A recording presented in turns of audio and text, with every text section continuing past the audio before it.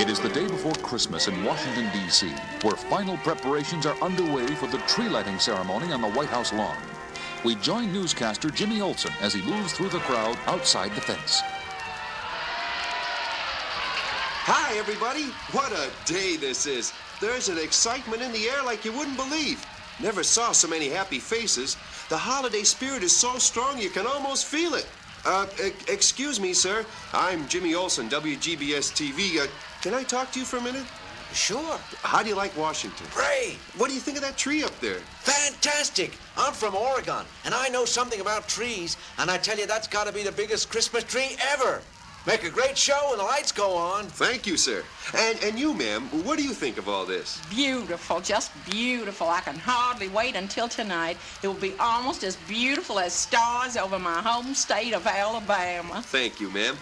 And you, sir, have you ever been to one of these? And while Jimmy Olsen continues his interviews, we switch to the WGBS studios in Metropolis, where Lois Lane and Clark Kent are watching a studio monitor. Isn't he doing a great job, Clark? And on his first big assignment. Sure is. And so is the cameraman, getting some great close-ups. Matter of fact, I thought I saw someone Oh, look, that young couple and their little daughter. Listen. And you say you're from Ohio? Right, first time in Washington. And it's also wonderful. When are they going to turn on the lights, Daddy? Right after dark, Amy. And it'll be the biggest, brightest, most beautiful Christmas tree you ever saw. It'll light up the whole lawn. Will it light up the whole world, Daddy? Light up the whole world. Oh, Clark, isn't she Light up the adorable? whole world. Light up the whole world. Light up the whole... Clark, what's wrong? Oh, nothing. Just a little headache. It'll go away.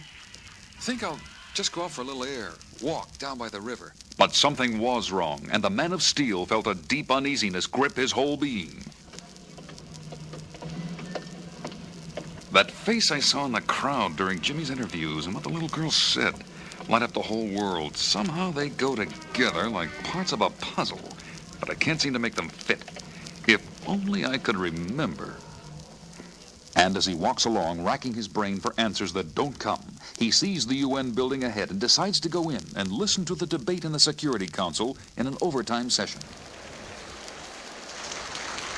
And in conclusion, I wish to place my government irrevocably on record in favor of this giant step forward on the road to peace. Thank you. It is my great privilege and honor as chairman to announce that the Security Council of the United Nations has this day voted unanimously in favor of the resolution banning the use of all nuclear weapons. I wish to thank the delegates for their devotion to duty and their self-sacrifice in giving up so much of their holiday time so that this legislation could be completed. That is good news, and it's about time. Banning nuclear weapons is the best. Nuclear weapons, that's it. That face in the crowd. It was Thurston Kilgore, the great nuclear physicist. The last time I saw him was, a Senate committee hearing 8 years ago. Let me see if I understand you correctly, Dr. Kilgore. You say we now have nuclear superiority enough to deter... Not just superiority, Senator, and not just a deterrent. We have the capacity to destroy our enemies at one stroke, right now, today. You mean... I mean we should launch our nuclear missiles immediately. Without warning of any kind? Without warning, without delay, without mercy. Wipe them all out. You would destroy over 600 million human beings, men, women, children, just like that? Just like that. It will be the greatest display of man-made firepower in the history of the universe. He's mad! America will be the master of the world for 1,000 years. That will be all, Dr. Kilgore. No one will dare oppose us. No one. Remove that man. We will remake every government in the world in our image. And those that oppose us. One of the most brilliant scientists of our time had obviously lost his mind and had to be confined in a mental institution. Diagnosed a hopeless case. A hopeless case? Running loose on the streets of Washington. Great Krypton! I've got to get down there right now. This is a job for Superman. As the mightiest man in the world races through the darkening sky, little does he realize how justified his fears are. At that very moment in his secret laboratory not far from the White House, Thurston Kilgore is talking. Ah, you're awake, my young friend. Good. Soon you will have the privilege of being part of the greatest Christmas happening in 2,000 years. Oh, all right. I'll remove the gag. But it's no use trying to call for help. No one can hear you. Hold still a minute. Ah, there you are. I don't understand. Who are you? And what's the big happening you're talking about? And why are you holding me in this place? I am Thurston Kilgore, scientist. But soon I shall be Thurston Kilgore, master of the world. Master of the world? You got to be kidding. Kidding? Not at all. You see these television screens? I'll turn on number 1. What do you see? The White House, the Christmas tree on the lawn. And here's number 2. Now, what do you see? I'm not sure. Looks like, yeah, a missile at a rocket site. Very good. That rocket, by the way, is ready for immediate launching and carries a payload of 5 nuclear warheads, each 100 times as powerful as the Hiroshima bomb. But what has this got to do with... Patience, young man. Patience. And now, screen number 3. Another rocket. And 4. And 5. And 6. There you are. The whole picture. 5 multiple-head rockets. All tied to the controls in the war room of the Pentagon and targeted on our enemies. But the only person authorized to push the button is... Yes? The President of the United States. Precisely. But we're not at war, and he's not about to push that button. Quite right. Not that button, and not knowingly. But there are buttons and buttons. I still don't... Like the button that will turn on the lights on that beautiful Christmas tree. On the White House lawn? Right. You mean to say that button is tied into the rocket launch system you just showed me? Now you're getting it. It's tied in by a remote control circuit I secretly installed. And when the president pushes the button that lights the tree... Good Lord. For a brief moment, the lights will go on. And then a bomb concealed in one of the tree ornaments will detonate, destroying everyone in the immediate area. Including the president? Especially the president. And simultaneously, 5 beautiful rockets will soar like avenging angels through the night sky. And when they reach their targets, they will light up the whole world. But what have I got to do with all this? Why hold me? Because you, my young friend, are the bait in a trap I have set to capture and eliminate once and for all the only man who could possibly interfere with my plan, Superman.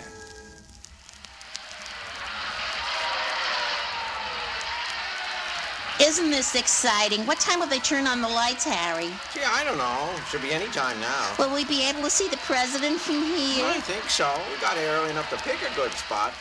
Hey, mister, watch where you're going. Oh, my gosh, it's Superman. I'm sorry, sir. I was looking for a young newscaster, Jimmy Olsen. He was interviewing people right around here a little while ago. Have you seen him? Oh, sure. He interviewed us. Did you see where he went? Last we saw, I went over to that van over there. Oh, the WGBS mobile unit. Thanks. Nobody here. What's this on the seat? A note addressed to me. If you want to see Jimmy Olsen alive, come to the top floor of the warehouse at the end of L Street. Signed TK. TK. Thurston Kilgore, so I was right. He was the one I saw on TV. And at that moment, a cheer goes up from the crowd. Hey, look, it's the president. I know there's something wrong here, something involving the president, but I don't know what it is, and I have to go save Jimmy.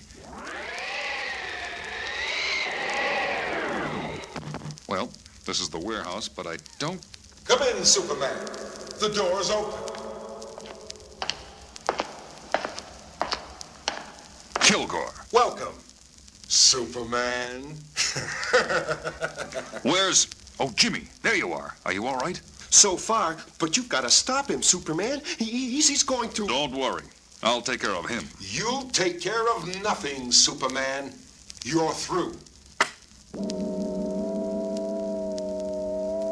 Superman, what's wrong?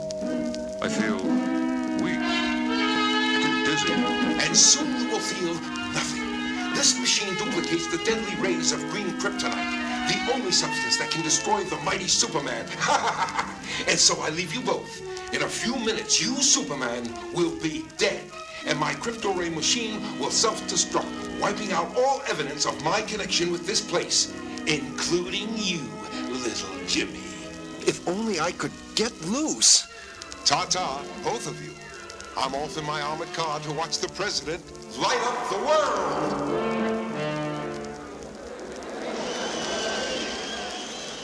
And just today, the day before Christmas, the United Nations Security Council, in extraordinary session, voted unanimously to ban all nuclear weapons.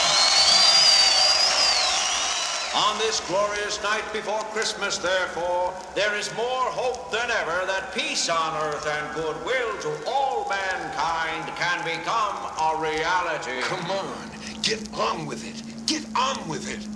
Light up the tree, Mr. President. And so, with great joy in my heart, I press the button that will light up this beautiful symbol of brotherhood and love.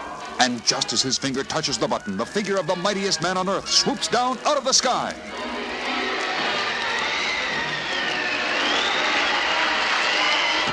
It's Superman! Tears one of the ornaments off the tree and hurls it high into the night sky, where it explodes harmlessly with a roar. Now the president is safe at least, but I was too late to prevent the rockets from being fired. Got to stop them somehow.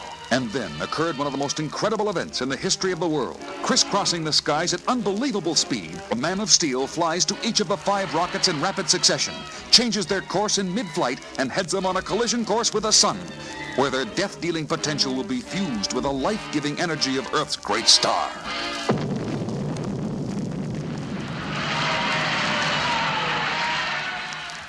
Later, back at the WGBS studios in Metropolis. What an incredible story, Jimmy. By sheer luck, my chair fell over as I struggled to break the ropes I was tied up with. And I fell against Kilgore's crypto ray machine, knocking it over and putting it out of action.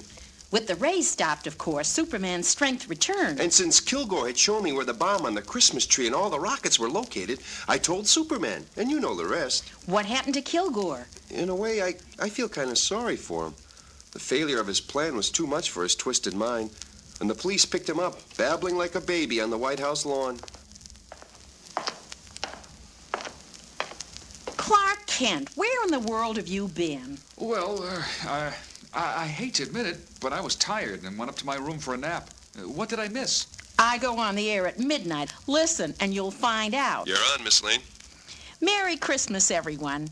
This is Lois Lane with the latest WGBS inside story of how Superman saved the life of the president and prevented World War III in what will probably go down as one of the greatest Christmas events.